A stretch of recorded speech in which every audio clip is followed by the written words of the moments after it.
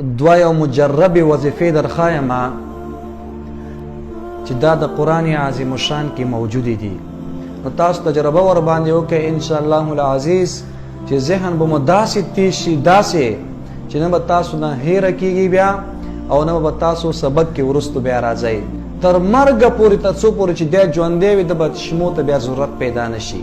او چا چې په سترګو کې هر قسمه بیماري وي الله تعالی به د هغې نه په خپل امان کې وساتي. دغه ویډیو معززو د ثواب په نیت باندې د نورو ملګرو سره شیر کړئ. اول نمبر بعضې دوستان وایي چې زما ذهن کمزوری دی، سبق راته نه یادېږي، یا په کور کې راته کور والا د بازار نه سودا یاده کړي چې د ګیټ نه یعنې دروازې نه بهر وځمه نو ما نه هغه بیا هیر وي. زه کوم داسې عمل وکړمه چې زما ذهن تیز شي. دویم نمبر وظیفه هغه کسان چې د هغوی سترګو بیماری لري، یا یې نظر کمزوری وي، یا د چا نظرم نه وي کمزوری او سترګې بیماریم نه لري، خدای وایي چې تر مرګه پورې زه چشمو ته حاجتمند نشم. نو قرآن عظیم الشان یو زبردسته نسخه ده. قرآن عظیم الشان کې د انسان د پاره د انسانیت چې څومره تکلیفونه دي انسان ته د هغې دپاره ورکې یو بهترین علاج پروت دی. دا نه چې قرآن عظیم الشان صرف مونږ او تاسو ته د آخرت خبرې کوي، لیکن قرآن عظیم الشان ته مونږ او تاسو په دنیا کې هم ډېر احتیاج لرو. ګوره د انسان د انسانیت د هر یو درد علاج پکې پروت دی.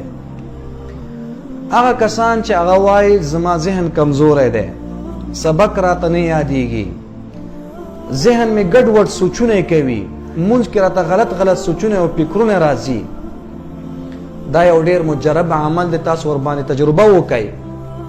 څوک چې د هر مون نه پس سورة انشراح، الم نشرح لك صدرك ووضعنا عنك وزرك والى آخره، دغه صورت وکرتې ووایي، او سورة کوثر انا اعطیناک الکوثر، څوک چې د هر مونځ نه دغه صورت هم وکرتې وایي، نو تاسو تجربه ور باندې وکئ ان شاء الله العزیز چې ذهن به مو داسې تیز شي، داسې چې نه به تاسو نه هیره کیږي بیا او نه به تاسو سبق کې وروستو بیا راځئ.